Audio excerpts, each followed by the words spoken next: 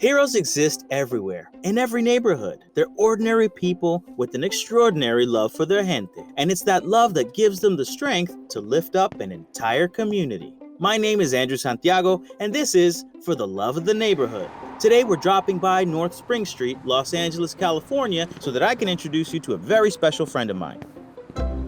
Hi, my name is Coral Lovera. I am a volunteer and board member with Project Q. So, Coral, where have you taken me? And why is Project Q so important to the Latinx community? We are in this sweet little spot in Chinatown, right next to the metro station. The shop sits in the middle of the block. It's full of art. We have all the pride flags, and it just makes the space feel welcoming and black and brown AF. And that totally inspires our work and why we do what we do here at Project Q. The focus is to serve black and brown trans queer youth experiencing homelessness. And we also provide free haircuts and self-empowering workshops, classes, and clinics. It's been a minute since I've gotten a haircut. What kind of haircut would you suggest for me? Well, I could probably do like a nice Yes. dynamic haircut. Please, I want it to flow. Let's try it.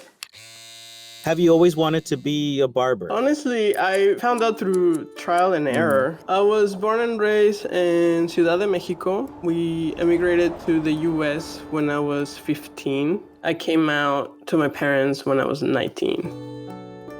I have loving parents, but they're set in their own ways, and they are, to this day, not very accepting. And eventually, I ended up in LA.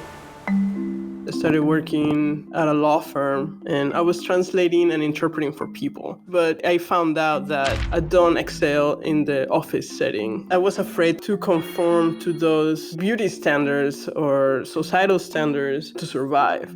Thankfully, I was able to get a job as a receptionist at a small queer salon. I got to experience what it was to be in a safe space, to be able to get a haircut that you want without too much hassle or without too much explaining of yourself and who you are. So I made the decision to become a barber once I found a cheap school. When I started volunteering for Project Q, I was able to bring all those skills to a demographic in need. I found community to be extremely important.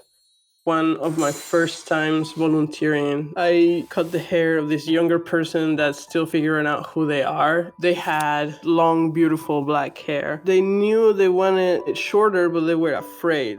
I mean, I felt this, so I know it's true. I was afraid to be kicked out of the house. If there would have been a Coral in my life that would show me the path, I would have had confidence to exist. To be able to be that guiding flashlight through the tunnel for somebody is like such a privilege. So we did like the undercut first, just so they were able to get comfortable with the idea of having that shortness. Eventually, we were able to shave it all off, give her like a low fade and long bangs that they could slick back. It was a punk haircut, really. They went from looking at the floor most of the time with like hair over their face, not really talking, to this outward extroverted person. When you like what you see in the mirror, it has the power to change your life.